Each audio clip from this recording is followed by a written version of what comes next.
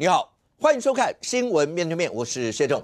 来，一开始为你介绍今天要请到的特别来宾，左边第一位台北市议员洪建义，五哥好，大家好；台北市议员苗博雅，大家好；前民众党中央委员张义善，五哥好，大家好；右边为你邀请到台北市议员詹委员，五哥好，大家好；资深媒体人邵逸夫，大家好；立法院荣誉顾问三哥哥陈柏惟，大家好，三哥。好，那今天一样，那全世界都会关心川普今天跟泽连斯基又碰面了 ，OK？ 那接下来呢，普丁跟泽连斯基也会碰面。当川普跟欧洲7大国的领袖，然后跟泽连斯基一直碰面，未来会怎么样？那俄乌战争真的能够达到和谈的地步了吗？好，但除了这个以外，你当然也会关心到说，对国人来讲，这个礼拜就是这个礼拜六，那823有7席的立委的罢免的投票，包括有核三研共同的投票，那过程当中包括各阵营之间大家的论证。但除了这个以外，好，那新北呢？新北川博应该算表态了吧？就是如果明年要我承担的话，那他也愿意要承担，类似这样一些的词。当然有人讲说黄鸿昌生日的时候，这时候丢这些东西，会不会让大家觉得但黄鸿昌跟你讲说，当然应该要认真做事，什么都好。可是今天在现场所有来宾跟大家一起来看一下，我们今天开个模拟法庭吧。好，为什么？因为柯文哲案子一直在往下进，有很多人在差不多判断这个时间，当所有的相关证人如果结问完以后，对柯文哲前主席来讲的话，10月会不会是要拼交保这个关键的时间？如果柯文哲前主席能交保的话，对于包括蓝白合，包括所有国内政治氛围，又会有什么影响？对民众党内部胜过黄鸿章主席来讲的话，又会有什么一些影响？好，我们现在来看今天在开庭传的相关的一些的证人。来，一善是邱清章。好了，讲邱清章，也有观众们就是那个踩飞轮的件事，对300万啊。好 ，OK， 这件事情在今天所有认证，到底要凸显什么？对这件事情非常清楚，就是2022年10月24号的时候，邱清章是陈银柱的40年的好友了。我说真的，一开始也可能不是为了募款，因为柯文哲想要选总统嘛，一定要认识这个所谓的嘉义大善人嘛，所以他透过很多管道要去认识这个嘉义大善人。所以呢，那个周芳如就认识了这个邱清章，因为邱清章是陈银柱的40年的好友，他就介绍给柯文哲认识，所以周芳如就是中间的介绍邱清章给柯文哲认识的人，而他介绍给柯文哲认识的时候，其实他连市长室都没有进去就介绍给柯文哲认识，然后柯文哲继续踩着飞轮嘛，就拿了一个袋子，上面还铺了 A4 纸，怕钱不露白，直接把300万就放在桌子上给柯文哲嘛。柯文哲还说好，谢谢嘛，表示柯文哲很清楚知道这里面叫做钱，而且他收了这个300万的钱。重点来了，今天邱清章证词出来的时候，柯文哲的脸书柯文哲脸书当然不是柯文哲本人写的，到底是谁写的？第一句话直接就讲了，邱清章的捐款是捐给柯文哲本人。检察官硬扣侵占入人于罪，他当然是说了，邱清章不是要给党部的，也不是要给基金会，那时候基金会也还没成立嘛，就是不是要给党部的，所以是直接要给柯文哲的，所以柯文哲捐给柯文哲本人所以没有公益侵占的问题。我就问小草，我就问所有法界人士，一个柯文哲市长，2022年10月24号，他还是市长，可以在市长室直接收300万捐给他本人不要说300万了啦，进市长室的礼物只要价值超过3000元以上都要报政风，你就先违反了廉政条例嘛。即使你不是要捐给党部的，你直接捐给柯文哲，那有没有所谓的不违背职务的收贿罪的问题嘛？那至少你违反了廉政条例那这些问题，你小草要不要出来解释？可以在市长室直接收300万，市长如果可以，我跟你讲，现在各县市政府全部比照，大家都收钱，直接捐给市长就好，捐给蒋万安，捐给侯友宜，直接捐就好了。不用经过政治献金的手段，当然不行嘛。所以这一句话现在网络上疯传你们柯文哲的脸书直接证明你在2022年的10月24号直接收了300万。那这样子的政治的法律上因为3审定验，但是这样子算是一个青年价值的柯文哲吗？第二个他说邱清章的捐款来自友人陈银柱，他第一句话讲说来自友人陈银柱，后面又否认说不管周芳如和柯文哲都不知道这笔捐款是来自陈银柱。说真的，是不是陈银柱也不重要了，但是你为什么要特别否认是陈银柱给你钱的这件事情？我觉得非常诡异，为什么要特别在脸书书讲说这个陈英柱不是我们不知道陈英柱是不是怕得罪陈英柱这不知道。第三点，柯文哲收到款项随即交给周芳如，完全没有碰触跟过问，这件事非常严重了。因为周芳如我好朋友，所以我打电话给他，他说没这回事，我冤枉啊，逮了赢汪汪啊，为什么？因为伊根本徛在门口口，伊根本唔知影讲有这条钱，有装潢的代志，讲有装潢的代志。因为柯文哲卸任了，又爱一间办公室，伊有去处理装潢的代志，嘛问这个所谓的邱清章需要发票吧？因为你当初可能柯文哲交代说这个装潢的钱就是邱清章处理的所以他有去处理照片给邱清章，还问邱清章要不要发票。但是他从头到尾没有经手这300万，所以脸书里面故意把这个300万说是周芳如处理的，目的就是说我没有收到这条钱这个钱也不是我私用的啦，这些钱都是周芳如拿去处理办公室的事情嘛。但是我要讲的是，周芳如已经否认。最后他写到说，小沈1500，沈庆清的1500万，因为我们都知道，包含邱清章，说真的，公益侵占就是哩啦啦就是这是所谓的滴滴答答的小罪啦。最重要的是这个所谓的要证明 Excel 档里面的1500小沈到底是时间还是金钱嘛？如果是金钱，跟金华城的土地罪就构成的违背职务受贿罪，那就是10年以上无期徒刑，非常重的一个刑罚嘛。所以他们一定要撇清1500还是不是钱所以但是重点是不是钱，柯文哲最清楚他说柯文哲印象中对档案没有清楚，但是在3月21号的所谓的羁押庭里面，受命法官许芳瑜就问了柯文哲一句话他说谢国良那200万，林命群那200万，总共600万，你到底现在钱在哪里？他说我花掉了。他说我花到哪里身上？他说我不知道。我觉得柯文哲已经自证了，在这个所谓的羁押庭自证他有收到这些钱嘛。如果有收到这些钱，证明这 Excel 档里面这些钱是写的是钱，而不是时间嘛。那你就要证明说，那沈庆金这1500的钱你到哪里去，而为什么而收钱嘛？而如果被证明出来，当成是强烈的证据，再加上他昨天所谓的那张小纸条，他对于所谓的容积奖励20%非常清楚，从头到尾，从陈情到交办到研议，到最后只是要给这20%的容积奖励。你柯文哲从头到尾参与在这里面的时候，你就是图利金华城，而图利又牵扯到这1500小沈的这1500万的话，就表示你柯文哲就要收受贿赂，违背职务收受贿赂罪嘛。所以整个的过程，我觉得柯文哲在司法上面其实都处于非常不利的一个位置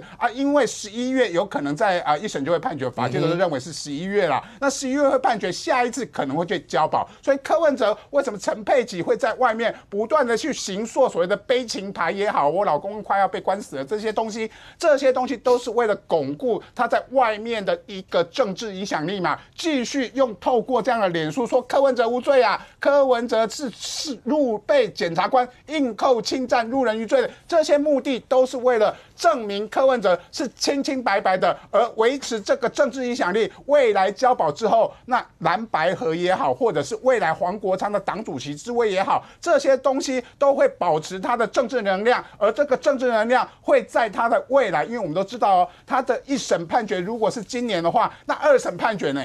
县市长选举是要2审判决有罪才不能参选了，那柯文哲会不会参选2026？更何况3审定谳才不能参选总统，所以柯文哲有没有可能志在2028年的总统？他在监狱里面不断的读那些圣人书读那些伟人的书读那些所谓的谋略也好、选战也好的书，他还写所谓的纸条、备忘录给黄珊珊跟吴欣颖，是不是都在跟外界表示我在司法上虽然我败诉，我在司法上可能会有罪，但是我要用政治的方式来还我清白。医生，因为你跟柯文哲共事过好长一段时间，所以在那个过程，以你自己判断，你刚刚讲的就是这个案子的进度是不是有可能会跟2026甚或2028的选举会有关系？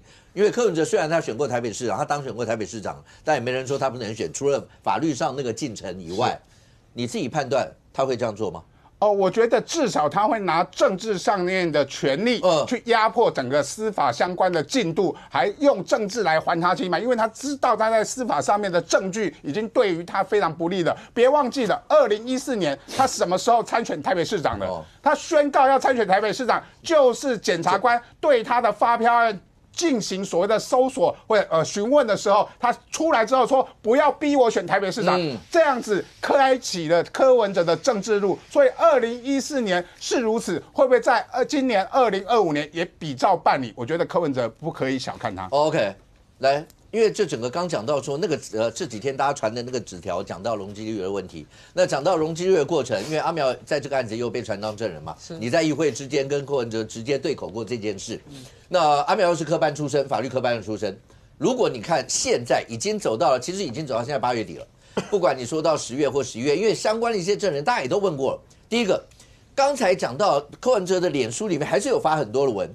里面像这几天还有一段话，最后是直接说 Excel 里面讲的那根本就不对，然后有很多人根本没有捐，然后就摆在那个里头。好，第一个，你觉得为什么要去针对那个 Excel？ 到现在还在讨论像这一块。那除了这个以外，刚讲到那过程当中，对柯文哲来讲，那证据上，因为阿苗自己是台大法律系科班出身的，这个不管你说是行贿罪、图利罪。公益侵占罪，像公益侵占这些，你要把那上面每一个如果要都打掉哦，意思就是你要把它都打掉，那都没有公益侵占，然后接下来再面临到有没有政治现金、违反政治现金法的一些问题，这些当然复杂，当然是一个大工程，对柯文哲他们来讲，但你自己看，你觉得他们成功几率有多少，或是他们到底现在的思维上面，你觉得在走什么路？这个柯文哲的案子它3大块嘛，第一块是金华城那一块，牵涉3个罪名可能是图利，可能是违背职务收贿，或者是不违背职务收贿嘛，目前是这样子。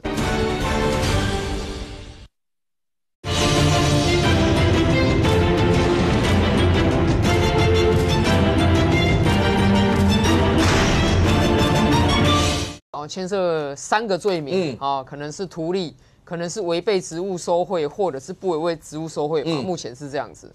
那第2块呢，其实是他的这整个木可公司，他的木可公司里面呢，到底有没有这所谓的侵占公益款以及这个违反政治现金法的部分嘛？这大概就是他的法律上的问题。那么他其实讲白了啦，以现在呈现出来，从起诉书到现在这几次公开审判开庭，所有证人的证词出来。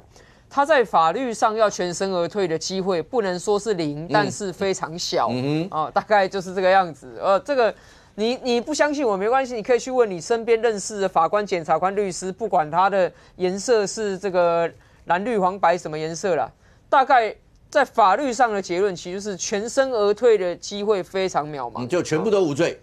这个不能说是0，因为他们律师都还在努力，但是机会渺茫啦，因为。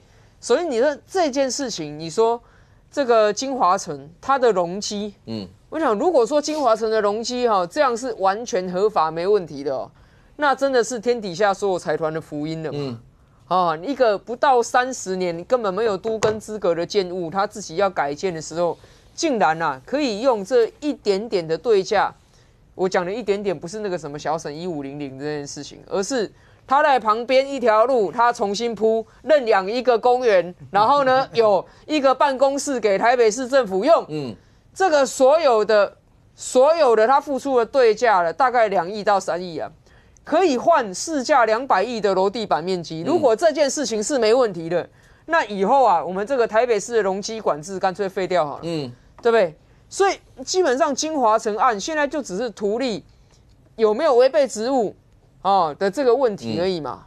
那你说有没有违背职务？说实在，当然这进入到更复杂的，到底都委会做的这个决议，还有市长对都委会到底是实质影响力，还是怎么样指挥，那个太复杂，今天没时间讲。但是回到了这个所谓有没有收贿的问题，现在在讲的就是那个到底小省1500足不足以认定行贿嘛？就是这件事情而已。所以这也是为什么从邱佩玲一直到今天的邱清章。所有的证人，他在讲他如何给柯文哲钱的过程，其实都是在解释那个账册上面名字跟数字到底代表什么。你说 Excel 那里面所出来的人跟数字，对，因为一开始的时候白银的说法是那是见面的时间嘛，下午3点啊，后来没见是改时间嘛，可是现在你看的邱佩玲上面记谢国良200邱佩玲，那是那一行嘛，那邱佩玲出来证实说确实是谢国良的妈妈，200是200万啊，这个钱真的有。然后邱佩玲还另外再加码，他讲说他另外放了400万在自家的警卫室，请柯文哲派人来拿。那你知道今天这个邱清章他所讲的是什么？他讲的那一列就是陈银柱300的那一列嘛，对不对？好，是不是陈银柱？邱清章今天说对，钱是陈银柱给他的嘛。是300是什么？就是300万嘛。那只是今天他更具体的描述了那个他怎么拿钱的那个细节是到了市长室。然后呢，柯文哲只跟他说：“哦，好，谢谢哦，这样子的这些细节出来之后，他又解码了那个 Excel 账册上面的名字跟数字到底代表意义是什么吗？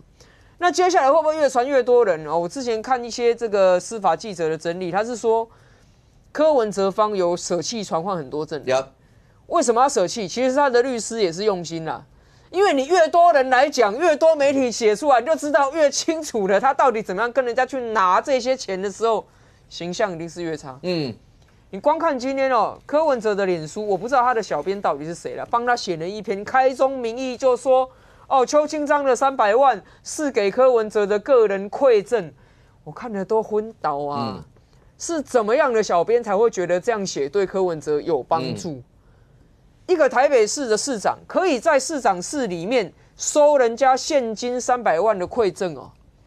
你要知道，就算我们都不谈这是不是汇款，这是不是政治现金，我们都不谈，我们只讲个最基本的。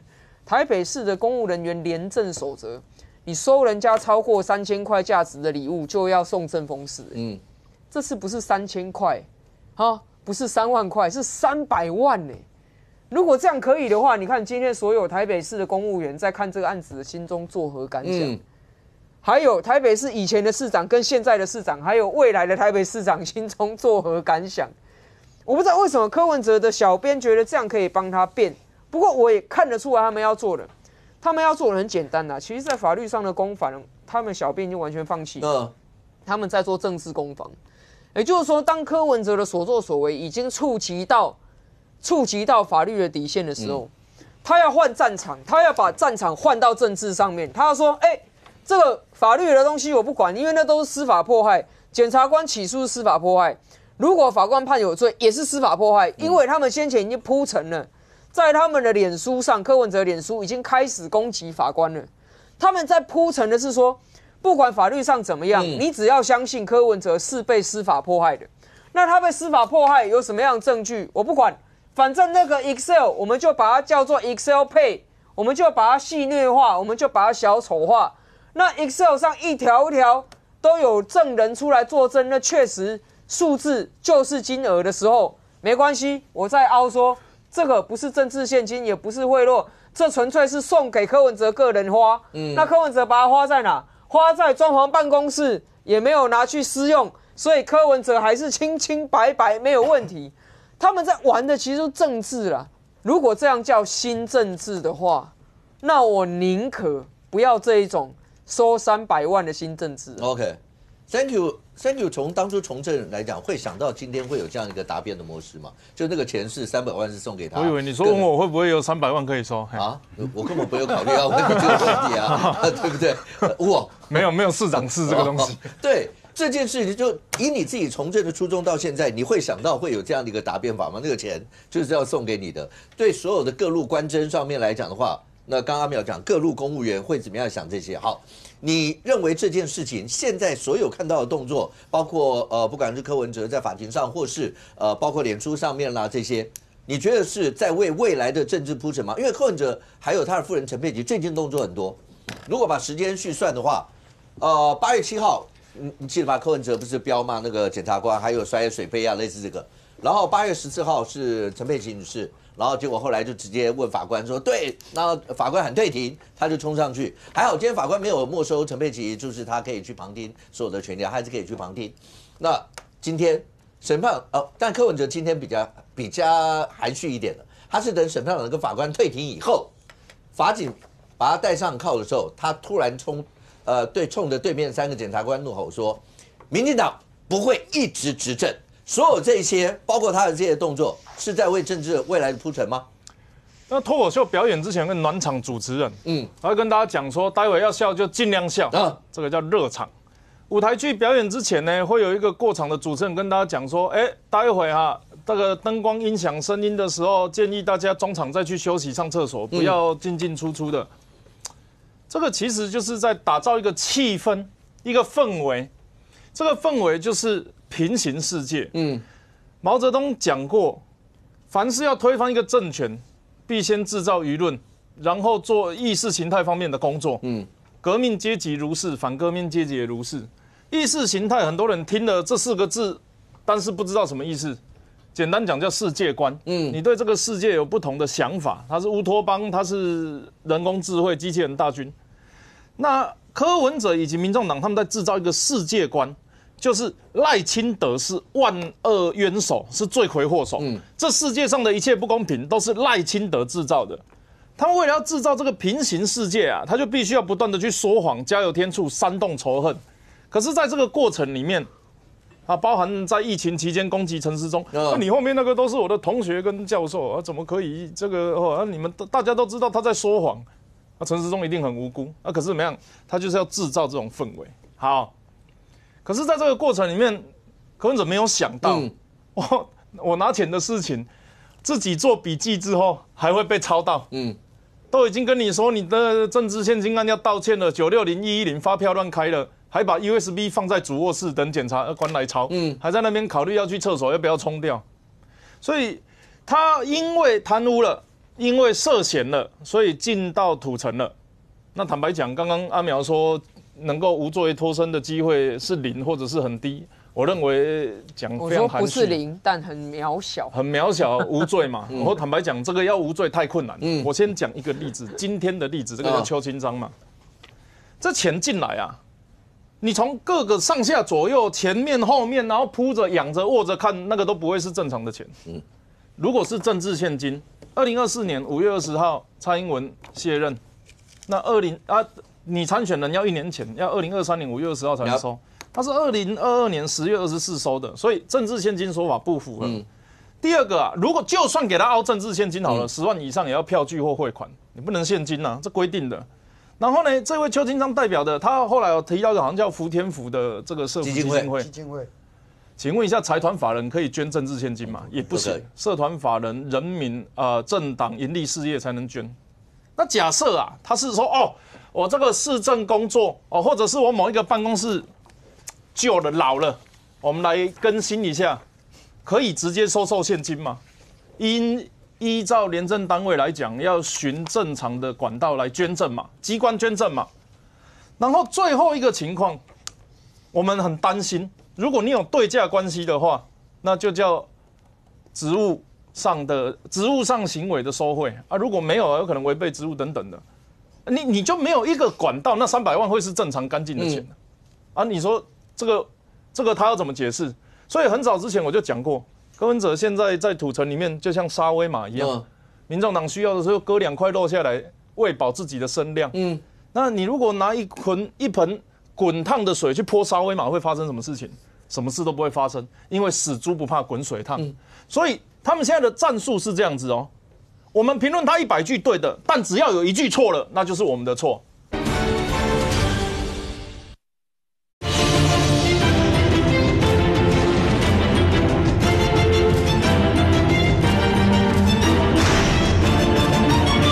因为死猪不怕滚水烫，所以他们现在的战术是这样子我们评论他100句对的，但只要有1句错了，那就是我们的错。我们常说澄清误会要先整理事实，进到法院要先整理争点。他们没有要跟你整理事实的他们在煽动的是情绪，他们在煽动的是对立跟仇恨。他们要告诉你，不管关或被关，都是他们对。如果你们评论错了，就是你们这些人都在污蔑造谣。我讲一个逻辑是这样子。他还记不记得邱清章拿的钱？其实，在以色列里面他是寄陈英柱嘛，然后谢国良拿的钱，他寄谢国良嘛。为什么刚刚有提到说为什么不传给钱的本人？因为给钱的本人出来就抓包了。但是呢，如果有过手的，或者是有上手的，他就给你传一个中间人出来说，哎，你看 Excel 写的是谢国良，但钱是林曼丽给的，这个叫往上溯源啊。如果 Excel 写的是陈怡柱，但邱清章给的，他就说，哎，是邱清章给的，写陈怡柱乱写，往下追溯，这是其实坦白讲就律师攻防的一种。但他们做这件事可以干嘛？可以拿来发脸书。发脸书是为了司法脱罪吗？发脸书是为了政治攻防，是为了制造那个纯白无尽的科学理性务实的真空纯净无瑕雪白的世界。我跟大家报告，那个世界不存在。台湾如果要继续走向法治文明的社会，这些事情都必须要拿出来讨论的，除非你们向往的其实是一个独裁专制人治的帝王时代，那很抱歉，我没有办法跟你们同行。但我现在对国民党来讲，看待柯 P 的这个案子，因为好了，不可讳言讲，白银在这一次，包括黄国昌他们对于那个726那次罢免过程当中，确实有帮上了一些忙，甚或还有个823在嘛。所以对于国民党现在来看待柯文哲这个案子，因为不讳言讲，也有一些国民党委员也有出来讲说，他也不相信柯文哲会是贪污的人啊，或什么这些。可是对大部分或你个人来看这个案子的话，你们会用什么样案子来看待柯文哲这个案子？现在一路的审理，甚或他有罪无罪的这件事。但是除了这个以外，因为这会不会牵扯到蓝白合之间的一些的整合的问题？我想国民党面对柯文哲金华城案，当然我觉得身为国民党籍台北市议员，其实表达比较多意见，因为毕竟就是在台北市正在发生案子哦。那当然所谓立委跟党中央，我印象中，其实对柯文哲金华城案本身，其实发言跟评论的基本上是比较少。主要原因是当然第一可能案情不了解，然后再来就是的确会有这个所谓蓝白合的一个气息跟氛围，导致在评论上可能会有些绑手绑脚的哦。但我觉得回到柯文哲案子，其实很简单哦，它简单来自于在哪？柯文哲他过去标榜的新政治，对不对？但在这一次几个传讯的这几个人，然后确实都是有这所谓的现金的一个收受嘛。那这就是他跟他过去新政治，他去跟他的支持者去解释，为什么在我任内有这些现金收受。这跟金华城本案或许没关，但老实讲，这也是个很震撼的事情嘛。这也他必须去解释清楚，以及他支持者要能去谅解这个事情。而且老实讲，这一定违法，违法来自于就是说，不管赠与就是他们现在叫赠与嘛，没缴税。但老实说，如果都可以这样搞的话，以后我们很轻松啊。我们所有政治人物都可以在没有选举的时候，用任何方式的其他人赠与的方式，给我们所谓合法的变相的政治现金。我认为这个是在对台湾的政治人物的规范里面，是大家比较不允许的哦。那再来就是，其实柯文哲要解决另外两个事情，回到金华城本案的事情是什么？第一个是有没有收到审讯金的钱，这也是为什么大家讨论 Excel 啊。但我认为现在的状况是，即便用 Excel 其他人的去推论，可以推论出审讯金的1500应该是个万字为单位的东西。但问题是，的确减掉看目前的证据里面没有实际的金流。好，那这个可能他们就有持续可以答辩说，没有1500，真的是下午3点。他们当然硬要答辩会这样答辩啊。然后再来就是，我觉得回到案情更根本的一件事情是，有没有收钱是一回事，另外的事情就是柯文哲对这整个案子到底知不知道金华城的容积奖励？然后给这边，所以后来今天他就传讯了他一个他之前的前秘书长陈志明哦。他有说，这个公文里面有一个柯文哲有盖一个这个新章嘛，然后市长室的秘书处里面盖的这个章，然后都发局的这个公务人员看到，以为是市长交办，然后所以上面写个凤交下。我认为这是很关键，这关键在于什么？在于现在所有的内容，柯文哲他们答辩都是认为柯文哲本人，他都说什么？我对金华城这个容积率最后我不知道。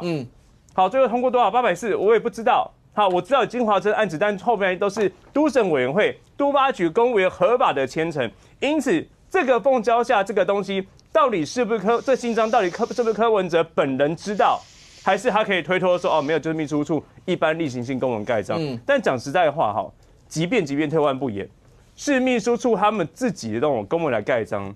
但盖的就是市长的章嘛，那市长本身就应该要有这样子一个权利，这种行政责任的一个承担嘛。委员可不可以请问一下，因为你在地方跑团的时候，蓝营的支持者，第一个蓝营的支持者渴望蓝白合这样的一个心情，跟觉得柯文哲到底有没有犯罪啦这些之间会不会有任何一些，就是说，那他这个人有没有犯罪？那我们还要跟他们合作吗？与否？他这个之间会有任何一些的汉格或是其他的情绪吗？或是你自己在跑地方的时候，如果有人聊到柯文哲这些事情，当然最后是要看法院，尤其3审地院怎么判。我说的是个民众的那个感情上面，你听到的会觉得说是有罪啊、无罪、冤枉啊、被司法破坏啊，都是洪建义啊什么，会这样吗？好了，不是你啊，洪建义啊，看一下看一下，不是钟小平，看一下看一下。我觉得现在蓝营支持者这样，他们其实国民党支持者没有很在乎柯文哲案子有罪还是无罪。当然，对于蓝白合大家是关心的，因为蓝白合之后是一个非绿力量，希望把民进党拉下来。这部分国民党支持很关心。那的确，柯文哲案子会不会影响到蓝白合？我觉得柯文哲案子真正影响的是民众党的支持者的基本盘大或小。好，譬如说，我相信柯文哲案子出来之后，他们的基本支持者跟他选总统的时候，一定削弱了非常非常多。所以他没办法有个外溢的话，如果民众党他基本支持者数量不够强的话，当然它也会影响到蓝白合之间的一个实力啊。但我觉得回到国民党支持者啦，我们只是比较担心的是。合起来之后能不能好好合作？但对于柯文哲案子，大家认为还是交由司法去做一个调查。这有没有注意到最近这几个词？像柯文哲今天讲的这句话，他对那3个检察官怒吼说：“民进党不会一直执政。”那对面是3个检察官哦，是公诉检察官，但他对他们喊的是民进党不会一直执政。这句话听得懂吧？懂吗？哈。意思就是，如果翻成白话，是不是就是政治追杀？你们就是要叫检调、叫司法，就一路追杀，应该是这个意思吧？这一路上这些，或是像刚刚委员讲的，所有这一些白银的所有的动作，或柯文哲脸书上所有这些动作，都是要维持着小草不跑，或是大家不会因此到最后，如果万一判了什么的话，对他们来说会信心崩盘，是这样吗？其实，如果依照现阶段来讲，不管陈佩琪、黄国昌。或者民众党或柯文哲的小编所发的这个脸书，换个角度来讲，他们就是政治操作。那对柯文哲来讲，其实刚才3Q 有讲到一个很清楚的一个重点，所有的律师，大家来研究以法来看这个，包含我服务处10几个律师，他们认为说啊，这是要讲啥？某些谈好讲啊嘛，那也就是证据确凿。但我先告诉大家，他们这样的操作，唯一的解释就是说。柯文哲有一天可能会交保，那交保出来，柯文哲过去不会瓦零，到时候的政治的化学变化，尤其是那个民众党里面的化学变化会成为怎么样的一个样态，不知道。但他的想法就我拿酸掉总统，我就想我有机会过胜。其实柯文哲搞不好就是这样的想法。那在这一次为什么会讨论到这一次邱清章？我是觉得我对邱清章也觉得感觉不舍，伊跟柯文哲没熟悉啊。他只是周芳如去拜托他去跟陈银柱募款嘛。那300万他带进去市长办公室待了几分钟，柯文哲在踩飞轮，他们2个不认识也没话讲，就留了一张名片。我替陈大善人来送所谓的装修款项300万，我底下徛你看踩飞轮踩3-5分钟，然后一句谢谢，好就走出去了。这个很有画面，提醒所有的观众朋友，现在是在针对金华城有没有图利的问题，有没有收受不正当款项的问题，所以这个地方大家把它理清楚。不管你长啊、从啊，拜托有点智慧，这种东西很清楚，柯文哲跑不掉了。但柯文哲唯一解套的，刚才我已经讲过，他希望赶快交保出来，或许过去是被瓦零。郑哦，现在看起来的话，整个案子。罪行的轻重与否、有罪无罪这些，沈庆金某种程度是非常重要的关键人物了。当然啊，因为1500突破，不是又看沈庆金了吗？当然你说沈庆金当初被检察官起诉的时候是违背职务行贿嘛，以及那个图利嘛、主管图利嘛等等，他总共是17年嘛。如果是不违背职务行贿罪，马上变成3年以下。3年以下，如果轻一点的话，还可以科罚金啊等等哦。那你回过头来说，不违背职务行贿罪最早出现，好像也是法官问了一句话，然后后面是他们拒保的时候要申请那一个停押拒保的时候，上面不是写了具状写了一个顶多。那个不违背职务行贿罪，那你看到8月12号，突然审判长突然说了2件事。第一件事是 USB 有证据力，他有证据能力，我判决的时候会在判决文上面说明。第二个就是，检律双方要朝不违背职务行收贿罪攻法。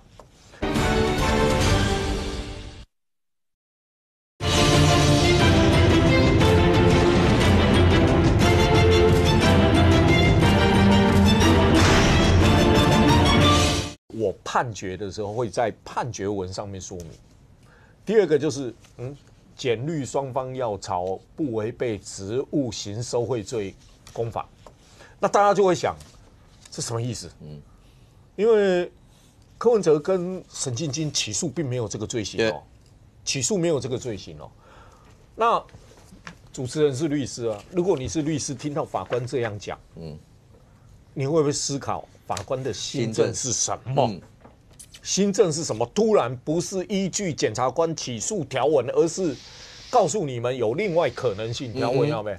那大家就会有一个思考空间。我是要在这一方面起诉跟你辩呢，我还是要想象法官的想法，拟定我另外的策略跟你辩，另外的策略跟你辩。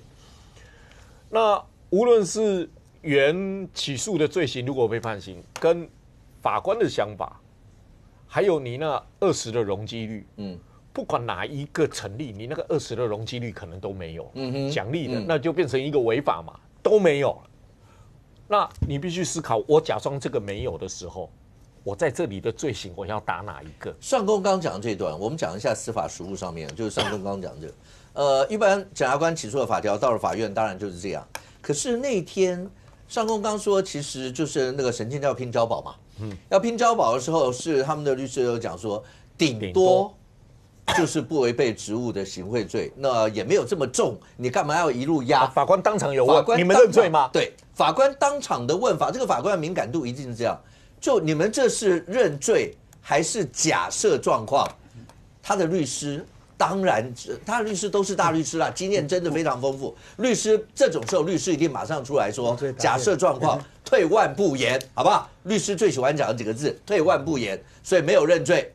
那法官好没有认罪。可是当后来讲说那两个，一个说 USB 有证据能力，一个说大家要不要思考看看这个方向不违背职务行贿罪的时候，收贿罪攻法，这显然就是在讲说这一趴。会不会是未来法院觉得应该你们大家要认真讨论？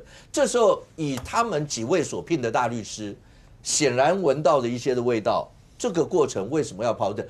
不要讲大律师，各位你是法官，你已经这么多东西、这么多案子，或是说他的那个法条里面要审，你没事再丢一个这个出来要干什么？显然是他觉得这个在这里头某种程度是不是大家也应该要论证看看有或没有。这样的一个状况，因为你检察官起诉的条文跟法官现在说的条文，今天最简单的一个道理嘛，就有人用最简单的形容嘛。如果我去拜托公务人员说我的程序都合法，你可不可以快一点核准？我带你去喝酒，给你50万。那这个本来就是程序不违背职务，不违背。如果我这个是违法，拜托你发证照给我，我给你钱，然后你准了，这两个罪行当然不一样。那当然不一样啊。那你说，可是也很重不违背。如果是我们单讲法条，不违背职务收贿罪，那个要7年起跳。我说那个行贿罪的话，对的，行贿当然比较低，3年。对啊，那这个东西。基本上一个10年以上，一个7年以上，可能对柯文哲的罪行没什么影响，但是对沈庆金有影响，当然差很多。他是8月，你看检察官是8月12号讲的嘛，然后你隔1-2天你去看柯文哲的脸书，开始在批评法官有没有贴了好几张图，其中有一张还是指的是博雅嘛，其实你在看另外3张图，在骂法官的时候，内容是谁？沈庆金的律师，审判长如何答复，就要邀请证人等等等等的问题，不是柯文哲的律师哦，沈庆金的律师哦，法官刚说，你们要从那个不违背职务收行贿上面要考虑攻法，这边脸书马上骂法官是用沈庆金的律师，那我就好奇这关联性是什么？你看过去直接骂检察官什么？那是柯文哲直接就骂，他这一次骂法官是原用沈庆金律师的话，所以我就说我们反正小人之心嘛，法官刚讲完这个，你用沈庆金骂法官，那你们的人在担心什么？在担心什么？然后你在强化，沈进军律师，你们对法官也是不满的哦。不要随便改编那个辩护策略吗？他怕沈进军会还是什么吗？你注意看啊，就审判长讲完，然后脸书上批评法官是用沈进军的律师说，你说我就说小人之心嘛，我把两件事合在一起想了，你是不是要坚持告诉沈进军那边你不能妥协 ？OK， 突然来一个不违背职务，如果你认了。说我认罪，法官可不可以判轻一点？判轻一点。然后因为他已经被羁押，羁押可以扣抵刑期嘛。我判你1年，你羁押再扣掉，你剩几个月？剩几个月？你会不会往这一方面去考虑？但你说柯文哲的律师团要不要考虑？你们会往这一方面想？因为羁押可以扣刑期，羁押时间是扣除嘛。如果我判你1年2个月，你羁押8个月，那你只剩下4个月。4个月，如果当事人一想，4个月好，我认了。那只要认了这一句话下去，他的刑期很短，但是谁会倒到地上去？柯文哲，马上是柯文哲啊。OK， 只是这整件事情在未来看起来今天已经到8月中下旬左右，然后接下来再往下，会不会出现像这样的一些在诉讼上的一些变化？因为这个诉讼对于国内刚刚讲为什么要请教委员，就是跟蓝白合之间啦，包括所有这些氛围，一定都会有影响。如果这样，就讲到蓝白合这个问题。那蓝白合最近是因为自从726，然后蓝白合之间一路看起来823。那因为包括像譬如民众党主席黄昌跟卢秀燕市长也已经拍了合体的广告，所有这些，那这个模式会不会一路往下用到2026、2028一路下去？但在磨合或整合的过程吧，譬如说新北川博终于说话了 ，OK， 我让观众先看一下，那川博怎么说的，来。如果到明年确实是要我承担，我想我也不会排斥，我也会承担。黄子琪当然要为国家做事都是好事。那他刚这个宣布要参选新北市嘛，那原则上给他一点时间，让他去跑一跑。我也想问一下，怎么看年代民调公司的最新民调？2026新北蓝白合法推理是他的胜算较大。其实我觉得各家的民调大家都可以好好的参考了。那不管是谁。大家就是认真的在自己的工作岗位上努力做事。一直很喜欢那句话，让黄主席先跑一跑，这是什么意思？就让他先跑一跑嘛。不要觉得黄国昌，可是黄国昌的民调从上一次还记得到这一份民调年代的这份民调里头。他确实往上攀升了不少。是大家都不看好黄国昌，我要帮黄国昌讲话。3个月前有台的一份民调，他只有10%，好不好？10%，好不好？虽然是沙卡都的民调，那时候10%做出来，连叶元之都说我去选都可能赢黄国昌，对不对？现在不然没有人敢跟。那个年轻人的川普不是说国民党如果有年轻人愿意承担的话，没有年轻人愿意承担了，孟凯也不选了，那更不用说叶元之了。表示黄国昌事实上在这3个月里面，他透过所谓的反罢免，帮忙国民党这一招这步棋，事实上可以让。60%的国民党党员他已经可以接受黄国昌了，所以我们可以看到交叉分析里面有60%的国民党党员在所谓的对比式民调里面，他是支持黄国昌，所以他已经追到29.3%吧，只差所谓的李四川对比式民调了37.7%，8%而已，所以8%。他只用3个月的时间哦，而他宣布参选也不过在这2个礼拜而已。他其实在不管在声量上面，他其实是碾压国民党的年轻人嘛。当然，李四川也逼着李四川跟刘和然今天都宣布要参选了，不能再说不参选了，因为不参选，如果你让黄国昌继续跑下去，他是有可能追进的嘛，因为你们2位都迟不参选嘛。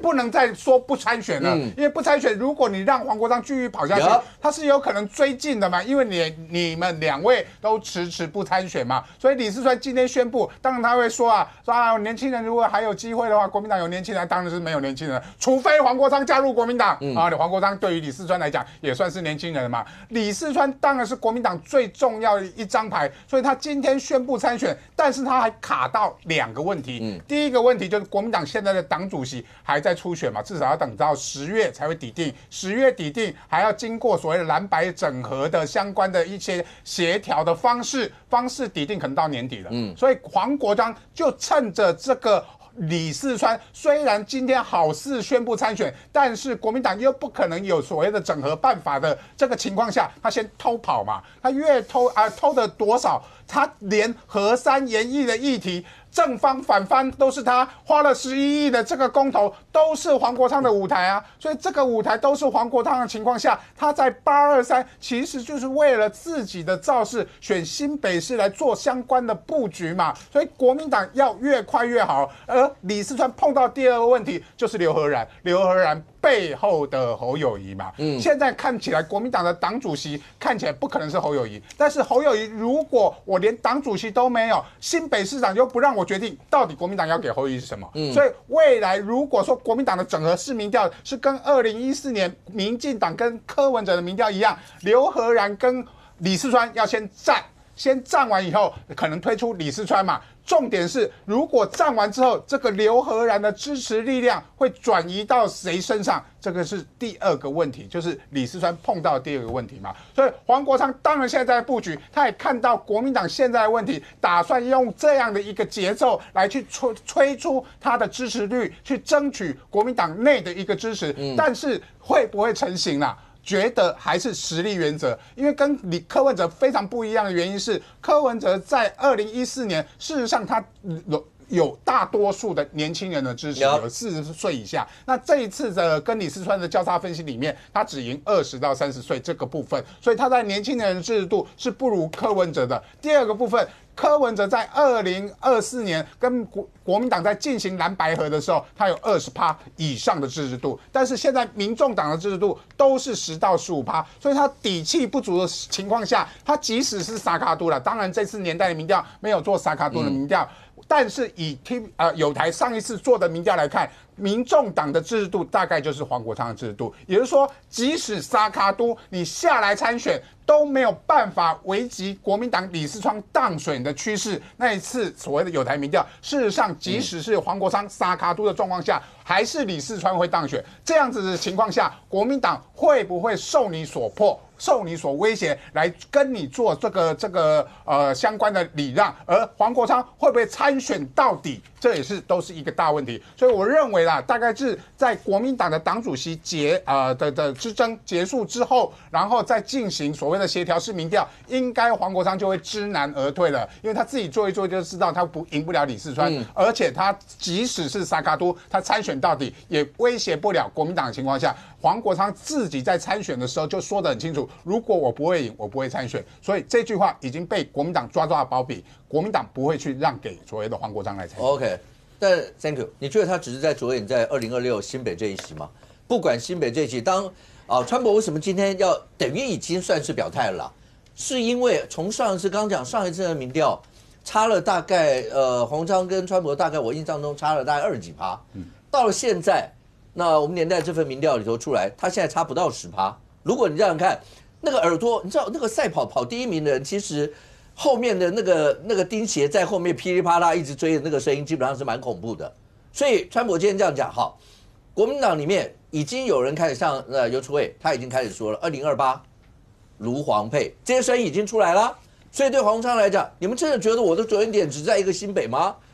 一个包牌的政党，你怎么会觉得他会单压一个职务呢？他当然是且战且走啊。我之前拍电影的时候，我后来当立委那段时间，要跟老朋友参叙，他就讲到，我们拍电影很适合选举。我说为什么？因为啊，在投票那一天之前，我们所有的事情都要做。投票那一天就是杀青，那杀青完之后，票房不是我们决定的，刚好电影票跟选票都是票。我觉得这个比喻就很好。所以在答案揭晓之前，我们能做的就是努力。努力之后，投票结果无论如何，未来会有其他的路。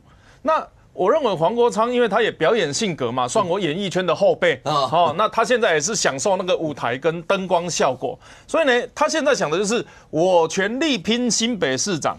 如果拼到最后一秒，不管要比民调或者是各种方法把我排除掉了，那我未来还是爱内含光嘛。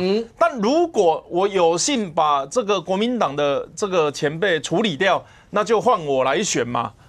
那所以其实我认为。就我的理解啦，只要在这一条路上努力，你不用怕后面没有出路。那黄国昌在这一次的反罢免之后啊，进入了一个很好的切入点，就是过去他的背骨形象应该到此为止。好，那当然对台派绿营的支持者来讲，这个是越来越恶心嘛。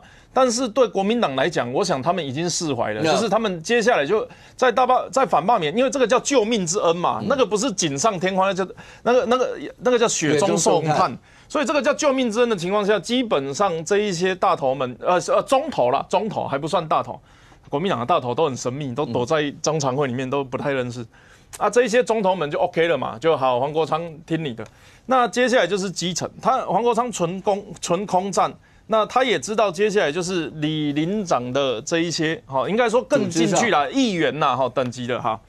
那事实上是。我认为他的昨天的清凉泳装照也是政治宣传。他这张照片出来，我问我朋友，问那个比较不管政治，他说这个就比较年轻了，什么意思？是吗？老男篮这个是谁？李四川。还有一个老绿男是赖清德，所以他那个凸显就我直接切一块。我们说选举别人不要的票我都要嘛，他那一张清凉泳装写真照就是在做这个事情。线上的蓝绿白各派一个大将出来，这个战场单挑，我就是最年轻的那一个，所以这个形象宣传是他的目的。那他如果要，我们先谈新北啦副总统毕竟是没有实权，我不知道黄国昌会不会想要做那件事情。当然我知道可以是备位除军啦，但我觉得我认为黄国昌来讲，他视力没那么好，看不到那么远。新北市长这一局来讲，其实第三势力有几次拿下行政首长的经验，在民众党都获得证实嘛。14一次18一次是不同形式，14是我的民调比你高，所以你让我选，就是民进党跟柯文哲的合作。那18年的时候就沙卡都。那现在这个情况，如果黄国昌想要复制柯文哲的14、18，第一个他要回头做国民党，他如果做国民党就没有2028的事情了，就没有什么卢昌配、卢王配这种事情了。那你不做国民党的话，就要赢过国民党。所以接下来的日子，黄国昌凸显的，我认为他的清凉写真照，因为新北是男的是女的，绿营还没有出来，不确定嘛。所以他的这一个年轻形象先拉开我跟李四川的距离。那接下来下一步就是要勤走基层，往议员跟基层的这个去努力。那我想这一仗打完有一些比较年轻的国民党议员。我认为他们是不会对黄国昌口出恶言的。可能比如说，我只是举例啦，可能我不确定。钟小平他会觉得这个就会被判一次，被判只有0次跟无数次，没有那个1次的。好就会来讲这个是被古仔，然后或者是有志之士就会说我们要小心提防，毕竟这个病毒的小弟可能还是小病毒这个要小心提防。但年轻的他们会投诚，所以接下来是很精彩的，就是。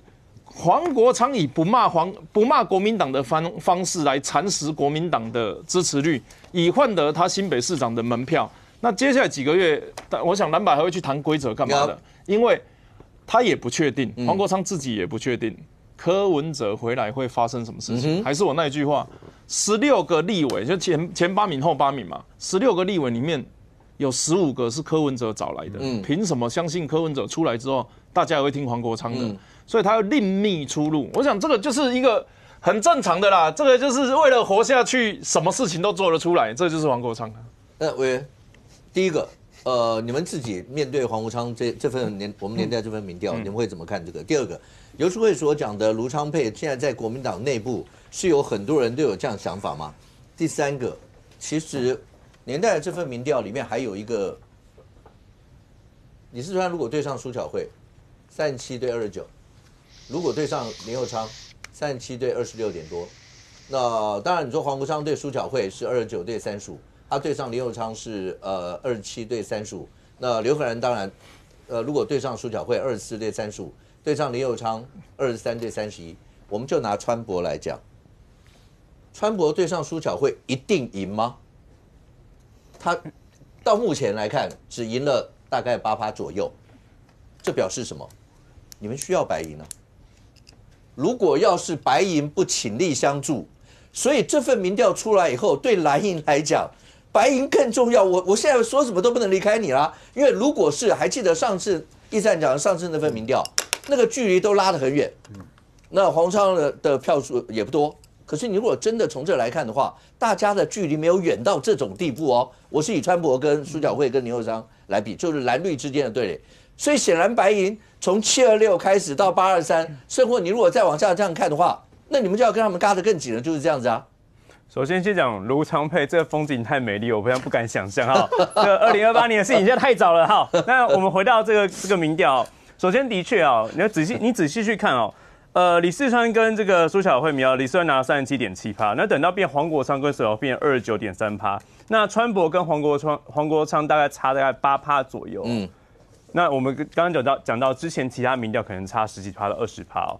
那这8%是对我们国民党嘛？对我们国民党来说，我觉得是个警讯啊，来自于说黄国昌的确在这个跟国民党的差距以及他认同度渐渐的缩小。从7月26反罢免到现在8月23的这个核三研议的公投等等，其实民众党在这一次议题来说，相较性是占主导地位哦。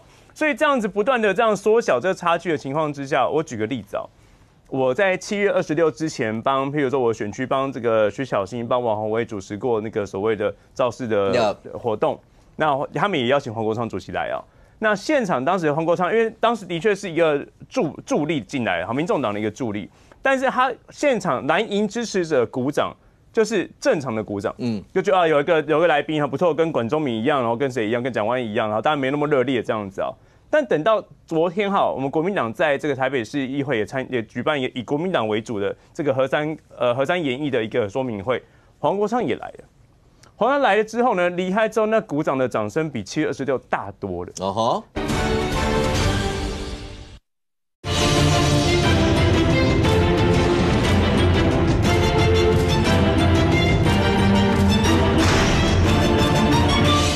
黄国昌来了之后呢，离开之后那鼓掌的掌声比7月26大多了。哦哈，下面都是我们国民党支持者。那换句话说，黄国昌在刚刚川博还说让他多跑一下，的确，黄国昌在这一阵子的多跑一下，其实跟蓝营支持者之间的那隔阂，跟蓝营支持者对他认同感或接受度慢慢变高了。那慢慢变高之后，到最后，譬如新北市市长的初选或选举，可能是到明年的这个过完年之后，那还有这么多时间累积和能量的话，会渐渐跟国民党的候选人拉近哦。那最后讲一下哦，的确，不管谁出来可能会有矛盾。那李世川按照目前民调也需要白银的支持啊。我觉得我个人的期望是这样子啊，不管是新北市或其他县市，不要有任何协调以及交换县市首长部分。你要的话，白银的人要出这个候选人，很简单，我们公平公正的一个公平大家可以接受的初选制度，大家直接去比一场。假设黄国昌真的赢了，那没办法，国民党我们技不如人。但对于我们彼此支持者不会那么生气啊。我就举例，如果协调，黄国昌现在说哦，新北市那看起来李世川民调比较高，协调完之后，那我不选新北市了，那他如果问，那请问宜兰县可不可以给我们民众党选？假设国民党真的把宜兰县让出去的话，我们宜兰县支持怎么交代？所以那么多的协调或这么多的交换，其实只会伤害各自支持者的心理。我觉得以目前蓝白合比较好的方式，公平公正的一个初选制度，交由选民来决定哦。OK， 上公你看那个包括交叉分析所有这些，蓝营对于黄国昌的支持度，上公你觉得会刚讲到，其实交叉来看有6成，可是有人的解读就另外一边，那也有4成，他可能不会去支持这一块，可是。黄国昌以前到现在，你不要再告诉我说2018跟2025，反正大家只要看到对国民党的支持者，你从委员刚讲的那一段前面来参加的那个掌声，跟后面那个掌声，它反映出来的是蓝营的支持者对这个人，他已经不拿你当一个来宾，一般来宾看了，某种程度自己人啊。因为我就说过嘛。在罢免案之后，他活成了国民党喜欢的样子嘛。以前是努力活成国民党不讨厌的样子，现在活成国民党喜欢的样子嘛。哈，当然喜欢。你如果再往下看，因为他那个所谓的反绿跟打赖清德的那个第一品牌的形象，川普跟他比起来，毕竟川普的形象就是比较温和，然后做事嘛就是这样。但是凭良心讲，媒体上的宣传上 ，emoji 上面。有多少人会喜欢的？就是那种只要他是我的对头，对蓝白的人来说，只要你骂了赖清德、骂了洪建义、骂了民进党，他就是一个爽字啊，他不就是这样吗？是啊，但是这一份民调哈，以黄国昌跟苏巧慧来比哦，他年龄层只赢了一个，20到29岁，他只赢了这个年龄层。李四川跟苏巧慧比，只输了30到39岁，一个只赢哦，一个只输哦。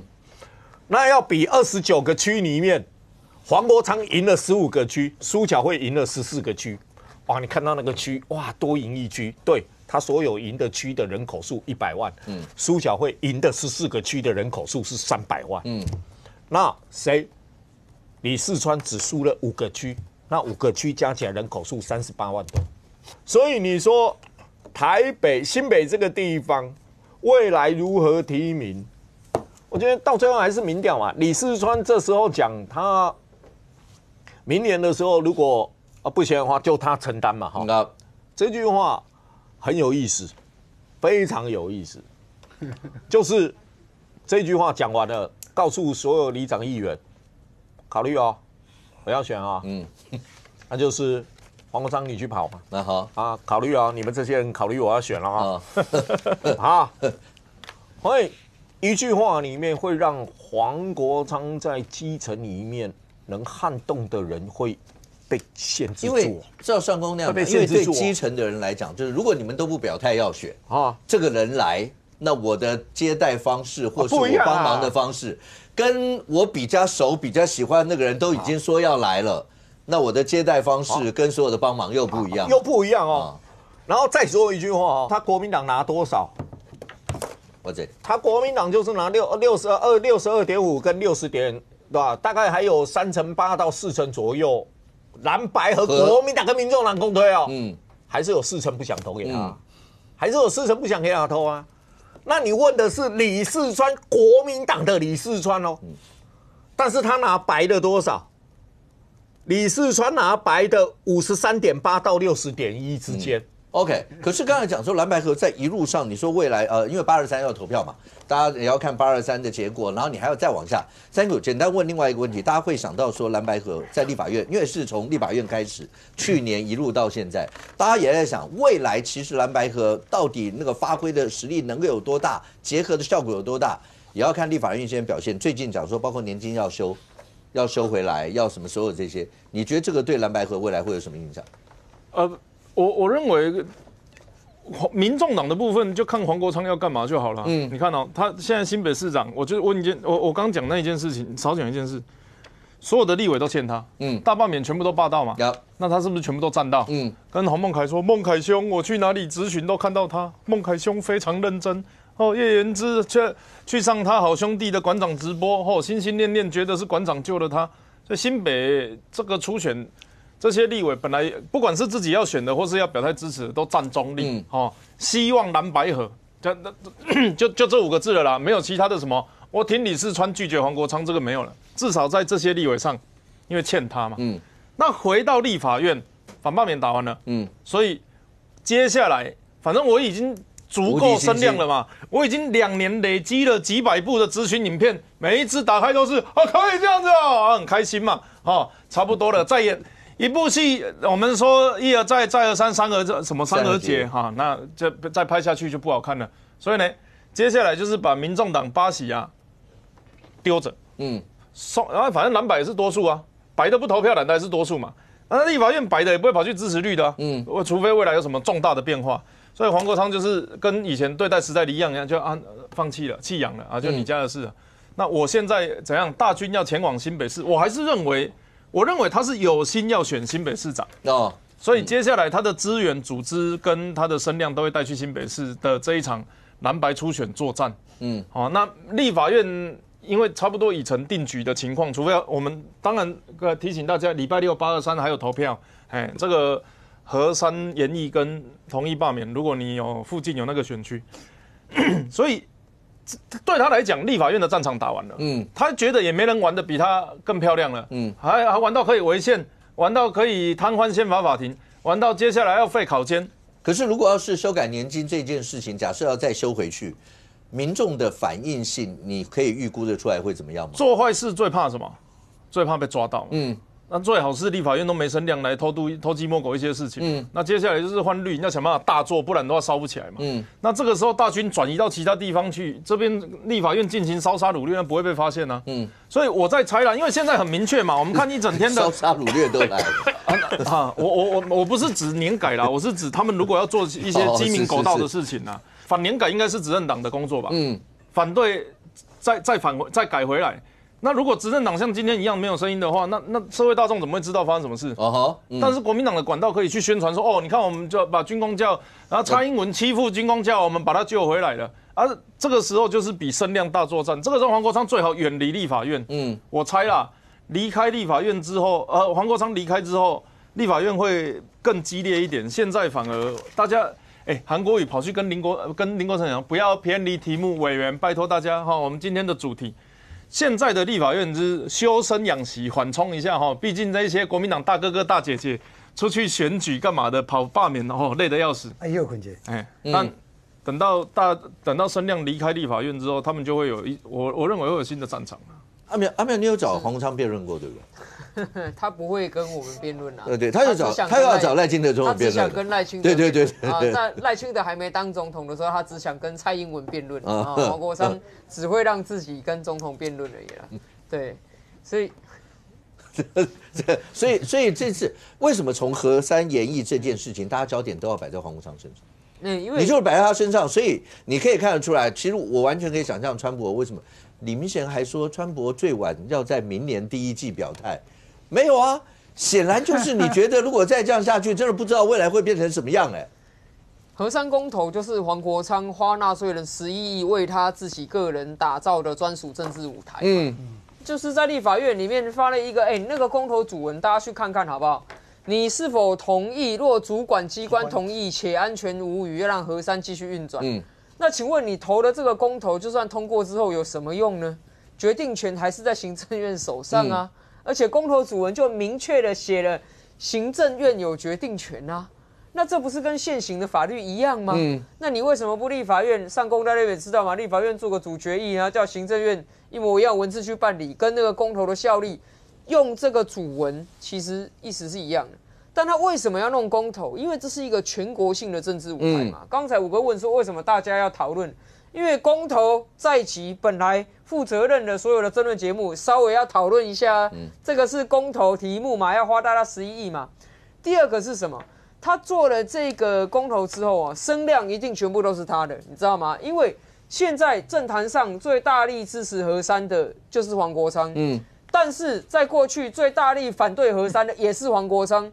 正方跟反方都是他，世纪辩论是黄国昌跟黄国昌辩论，完全占据了所有的声量舞台。这是黄国昌厉害的地方现在的政治很多人不喜欢，包括我自己也不喜欢网红政治。但是网红政治因为时代的变化，因为社群网站的兴起，是现在政坛上不可忽视的一股力量。而台湾谁玩网红政治最淋漓尽致？以前叫柯文哲，但对不起。柯文哲的小编今天发了那篇文之后，网红政治的第1名是黄国昌啦。网红政治的第1名是黄国昌啦。所以这也是为什么刚才大家前面在讨论了很多新北市这个很多人不看好他，但我还是要再强调一件事：自黄国昌宣布参选之后，我第一时间就有讲了，蓝营里面最适合参选新北市是黄国昌，其他的李四川、刘和然那一些都没有比黄国昌更适合。因为李四川、刘和然那些是过去的老派政治不是很切合现在当下网红政治的这一股风潮。你看黄国昌，他用一个网红政治，他把民进党打了7分8素。因为民进党第一个它是一个很大的组织，第二个现在民进党的党主席赖清德是最讨厌网红政治的，所以他完全不去理解，也不去接触这些网络上所有的东西。所以黄国昌光靠一个他有什么？就是每个星期那个直播，还有呢咨询，每天剪影片这样子。光靠这个，他在过去1年之内，把他参选新北市长的民调从10%打到现在30%， 20%打起来，然后呢，再加上靠的这个网红政治，他去拉拢了国民党内的年轻人呢。你看国民党现在的空战三宝罗志强、王宏维、徐小新，哪一个跟黄国昌不是网红政治同一挂的？都是啊。那今天我看李四川的回应哦，我猜他的回应黄国昌看了会很高兴，因为李四川完全是用那种老派传统政治的方式在回啊，国民党内年轻人人才济济啊，如果年轻人能赢，当然年轻人选啊，那如果最后还是要我李四川承担的话，我也会承担啊。这是什么？年轻人看了就觉得说啊，你要选就讲你要选，不选就说你不要选，你讲的什么好像我愿意承担，那不就是以前什么 Yes I do 的那个翻版吗？而且还没有讲的那么有效果。所以你说民调，黄国昌现在输李四川，也输绿营，没错。那绿营的提名人现在我们还不知道，那谁会参选不知道，最后新北市谁选也不知道。但我们光看蓝营的这个民调，国民党有个警讯啊，黄国昌现在的民调已经拿到国民党支持者的60%，李四川是拿国民党的8成，黄国昌是拿6成。那再给他玩半年，难道那2成他拿不到吗？刚才上公说，现在黄国昌把自己活成国民党喜欢的样子，没错啊，有6成喜欢啊。再过半年，黄国昌不会把自己活成国民党需要的样子吗？那如果以这样子来说的话，其实他是一步一步的在进逼耶。我们之前讲过了，黄国昌他被傅崐萁摸头，不是免费的。他在立法院里面为国民党侍从，这也不是免费的。他帮这些反罢免站台，绝对也不是免费的。现在是记账单的时间了，账单寄到国民党家门口了，你打开来还想赖账吗？所以我觉得不要太看不起黄国昌，因为他现在是网红政治的第一把交椅。国民党，尤其是如果是李四川，他还在那边玩宫廷政治的话，过半年下来，我觉得国民党的支持者很有可能会被打绿第一旗手黄国昌拉走了。想要黄国昌所有的民调跟声势会一路往上，一直打着赖清德总统这一块，一定也是其中一个嘛，因为他现在已经变成有人讲说反绿的第一品牌就会在这个地方，而且在声量，阿苗讲的所谓的网红政治，那个声量或各方面都是这样。那对你们来讲的话，看到黄国昌这个样子，心里面会作何感想？以前盟友嘛，对不对？应该算盟友吧，曾经应该有过这一段吧。那现在再看到讲，还有一个人，台北市议员来，蒋万安那时候在反罢免那一块的时候，我们就说他的风格跟以前不太一样。那我记得委员好像也讲过，他已经不是温良恭俭让那一型，用字谴责所有人，他现在是直接点名说，那个童子贤要不要来组阁，就连你们总统的权责，他都直接帮你告诉你说可以这个样了。你觉得蒋万安为什么最近从那时候的变化一直到现在，为什么？其实我应该是说，蒋万安从一个温良恭俭让的三宝爸，选市长当选，一直到现在，整个一个政治的一个处理的一个方式都全部都变，有所谓的温良恭俭让，变到现在有点强势强硬主导议题。我个人认为他的小编跟他的政策幕僚，说真的有在转变，因为毕竟未来想要看大位的人，不管2028有没有要上征大位，最起码他的态度跟形象要开始转变。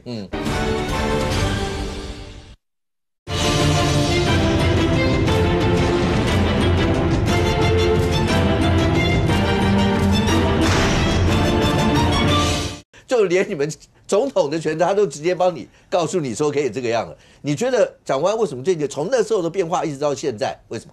其实我应该是说，蒋万安从一个温良恭俭让的三宝爸，选市长当选，一直到现在，整个一个政治的一个处理的一个方式都全部都变，有所谓的温良恭俭让变到现在有点强势强硬主导议题。我个人认为他的小编跟他的政策幕僚，说真的有在转变，因为毕竟未来想要看大位的人，不管2028有没有要上征大位，最起码他的态度跟形象要开始转变，不能让人家烙印在以前马英九时代的温良恭俭让。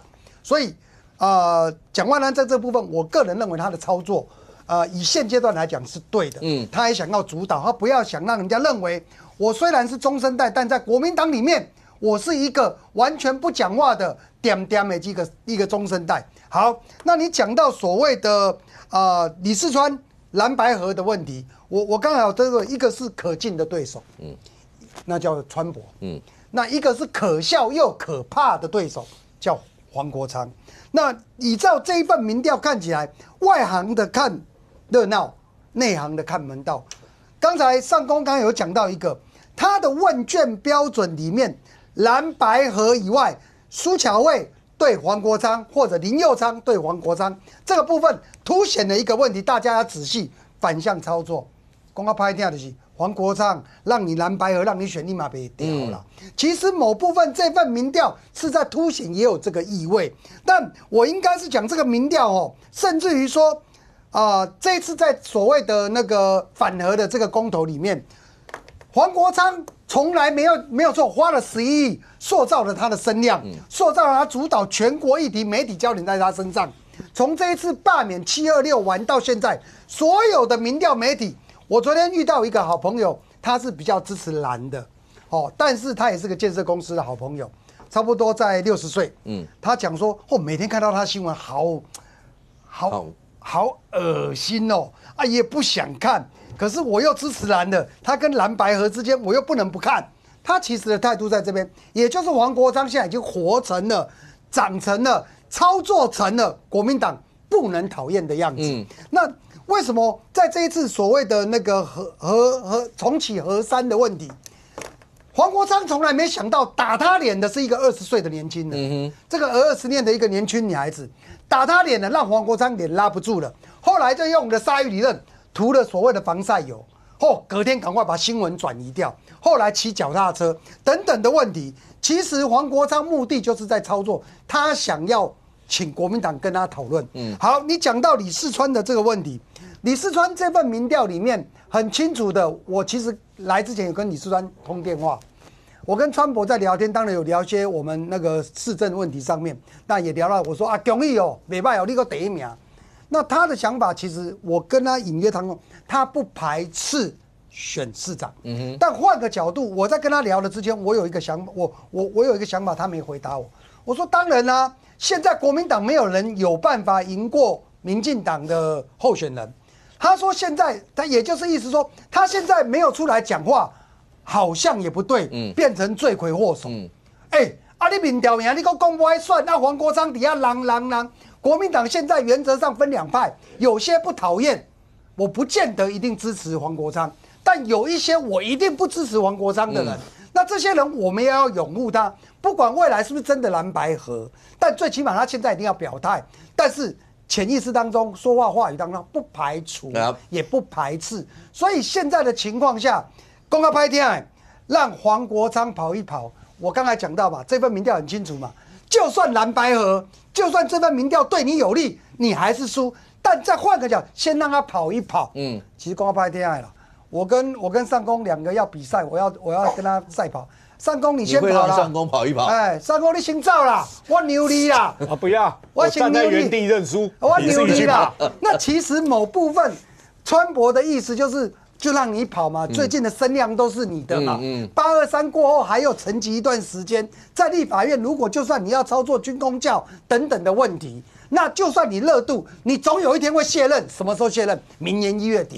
那孙悟空，就算你会72变，他最怕就是如来佛的那个神掌。那这个如来佛要不要出来？快了呢。那出来这就是孙悟空会不会压500年？不知道。所以在这个地方，我个人认为，李四川不排斥会选。但我认为现阶段来讲，黄国昌也只是能像小丑了，真的能对他有利吗？我不认为路遥知马力这句话真的大家要印证一下，到最后面什么舞台都没有，不见得有声量。上公，请问一下，立法院没有什么叫新会期，因为感觉上要一直下去，一直延会到8月31啊，然后9月又开9月1号又对不对？新会期啊。可是今天媒体有一篇报道，一定会让大家觉得，因为媒体上有报道说，当然你说这一次过程当中，对很多蓝营的委员被罢的那个心里面一定很不准。然后呢，媒体上说有没有一些蓝委就想说没关系嘛，下一个预算会期嘛，大家就严审，然后所有那些傅昆萁踩刹车啊。为什么会傅昆萁踩刹车？因为傅昆萁为什么踩刹车？第一个，傅昆萁立法院传说他最近常跑其他立委的办公室。好，目的第一个是希望大家帮黄国昌核删的公投的问题。第二个，傅昆萁现在在党主席混沌不明之中。值得思考的是，他想干什么？他想干什么？第一个，他的心思有动到哪里去？还有，如果大家都不选，他的心思又会不会动到另外的地方去？动到党主席去？你没听说过吗？啊，他要动到党主席去啊？你问委员哇，那委员会不会担心？有没有听说过？全力支持傅昆萁。这个，你们市议会传得很凶，你们告诉我你没有听说过？这个传闻从我只要有傅昆萁这个人一直都有，一直都有，最近又开始在传了。哇，然后不晓得他心思做什么，因为其实罢免联署推到高峰，就是在去年1月20号的立法院的3读，总预算的3读。碰到过年期间，还一堆人跑去联署。因为我相信一件事啦，傅昆萁短时间会稍微收一收啦，但预算是依照宪法规定是会计年度前3个月要送来，就9月底以前要送到立法院嘛。我觉得到最后，真的是傅昆萁现在挡下来就真的挡吗？今天再讲一句最白一点的话，傅昆萁主导的过程当中，黄国昌的影响力有多大？不要忘记哦，1月20号通过的那个通案啊，939亿那一个是第一个提出来的是黄国昌哦，是国民党跟黄国昌再提出了一个再修正案，但是依然是939亿哦，没有变哦，没有变哦。只是里面的有些项目稍微修了一下而已哦，所以到最后，黄国昌在预算审查里面是什么态度？跟傅昆萁里面是什么态度？还有一些人想复仇的压得住压不住。我觉得还有得看，因为9月底才会送来嘛。现在还有一关是。内阁改组，总咨询的问题，接下来才会是预算询答的问题。OK， 那我也可不可以请问一下，立法院传说要把年金修改这件事情再修回去，你们自己对于这些会觉得会有什么样的一些影响吗？我当然认为，其实年金修改，其实从蔡英文上任之后，然后民进党的主要政策就是把年金就是把它改比较少，军公教年金呢。那我觉得，当然回到国民党长期以来立场，我们对于军公教来说，我们都是过去的基本盘跟我是比较相对比较照顾哦。那我觉得这一次提出来修改，它会是一个蛮重大的议题，因为大家知道，其实不管是劳保年金或等等很多，包含健保等等，大家讨论是何时破产的问题。所以今天把军公教年金修回来的时候，对社会的沟通是很重要。的确，现在来讲说物价上涨，那军公教所得替代率不断下降之后，对军公教退休的生活是一回事情，但一样会有资金的挹注。当然，我觉得它跟社会上你就必须好好去讲说这笔为什么需要。但我还是觉得有个关键点就是包含我们自己在台北市现在的确蛮多的所谓公务员很难找啦。第一个是薪水不高，然后因为业界可能薪水更好，所以我们其实缺额蛮多的。所以我当然认为有一些相关的福利，如果能适时把它加回来，提升所谓我们公务人员的这个所谓的愿意来参加的这样子的一个意愿，我当然觉得对于不管是地方政府甚至中央政府都是个好事情。OK， 可是现在一下是因为罢免的过程还记得吗？像李来基他们也有力挺，然后包括国民党的一些委员。现在看起来这整件事情如果一路再往下的话，因为已经修过来了，现在要修回去。当时大家，我为什么刚才讲呢？那个沟通非常的重要，因为如果要是沟通上大家有些什么汉格的话，整个社会会不会又是一场腥风血雨？有些议题真的不是意识形态的问题，或者是选票去考虑的问题啦，包含军公教的年改，那个叫数学问题嘛，到底要让军公教的这个年改要不要长久的延续下去嘛？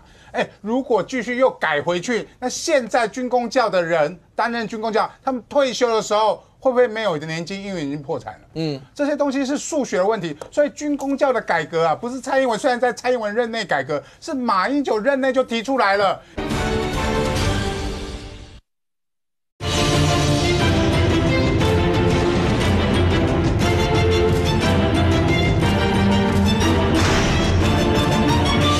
包含军公教的年改，那个叫数学问题嘛，到底要让军公教的这个年改要不要长久的延续下去嘛？如果继续又改回去，那现在军公教的人担任军公教，他们退休的时候会不会没有年金？因为已经破产了。这些东西是数学的问题，所以军公教的改革啊，不是蔡英文，虽然在蔡英文任内改革，是马英九任内就提出来了。因为如果不改的时候，整个军公教的这个整个的制度有可能会崩坏，有可能会破产嘛。那破产的受害还是谁？受害还是全体的军公教。所以不要再去用所谓的选票去做考虑，包含核三研业议题也是啊。其实非核家园，你以为民进党真的希望非核家园吗？其实也是因为科学理性告诉他们说，如果不处理核废料问题，如果继续延续的核电厂的这个议题的话，那你不发展绿电，绿电没有办法供应高科技的产业，因为现在高科技产业全部都需要绿电嘛。那核电厂发出来的电如果没有核废料的最终处理制场，它没有新的机组，它就不是绿电。所以在能源政策上面必须用绿电去取代核电嘛。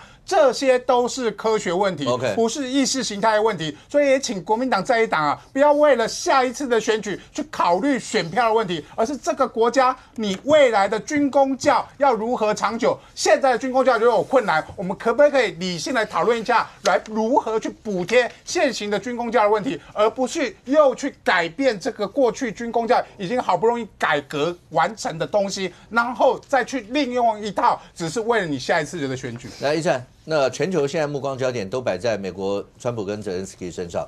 对，没错。这次谈完，而且7大国都陪着他一起去。没错。那谈完这次看起来，因为川普感觉上他也知道泽连斯基他们是不是要拿土地来换，会答应吗？对，这个问题就不是数学问题了。普会那个没有，真的是普没有什么结论嘛。因为普丁他所要的是说，你的克里米亚还是我的，而且他用了所谓的440换6600的条件嘛。他把乌北这个440说我的占领区还给你乌克兰，但是我要我的占领区乌东跟乌南还有克里米亚都属于俄罗斯。这个条件说真的，川普也不敢去跟泽伦斯基谈啊。所以川普这个普会就是一个没有结论的一个会议嘛。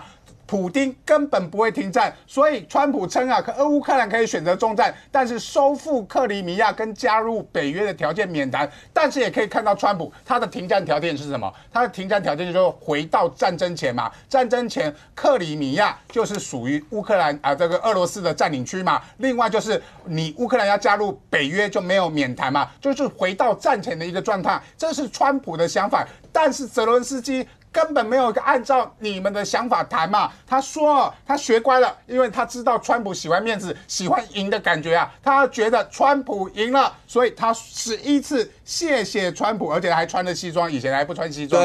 他穿了西装跟川普讲了11次谢谢。真的大赚，在不管是普会或者是跟泽伦斯基的这个会面，真的大赚的还是川普啦。因为泽伦斯基为什么说了11个谢谢之后，川普笑着这么开心？因为乌克兰承诺给3兆元1000亿美元的保护费，来买美国的武器跟安全保障。川普大赚他谈完普会谈完之后，跟泽伦斯基他真正要的难道是停战吗？不是停战，而是这3兆的台币的这个保护费。川普说美国愿意协助保障乌克兰的安全，结论就是乌俄战争会持续打下去，而美国赚了一笔大笔的军费。OK，张总，请问一下，台湾有事，日本有事这件事情，某种程度在实质上有没有什么其他一些进展？金小胖最近有什么动作吗？当然就是说，在去年的12月吧，大概是台日交流协会跟我们的一个那个日本关系协会，其实签了一个叫做出入境管制相关事项资讯共享合作备忘录，合作备忘录哈。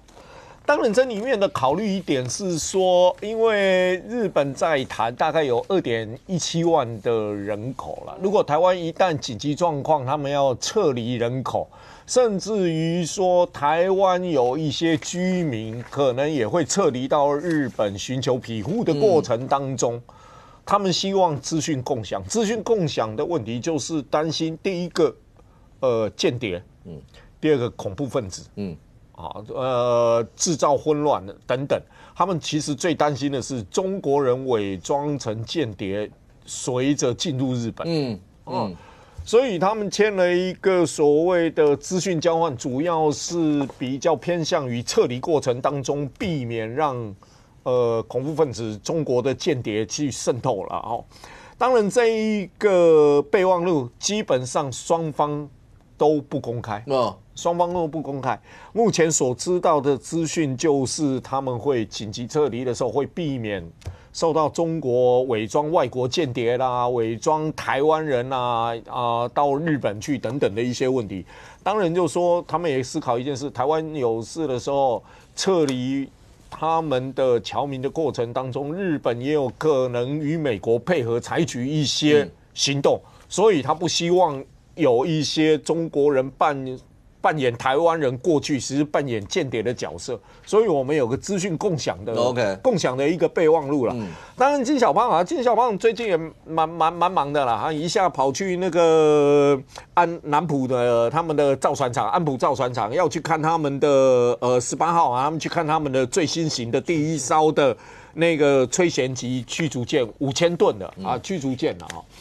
当然去那边当然很简单啦，也是把那个美国跟韩国最近在演习骂了一段，勾结军事威胁、挑衅等等的啊。那当然，二战终结80周年的时候，他又发表演说嘛哈。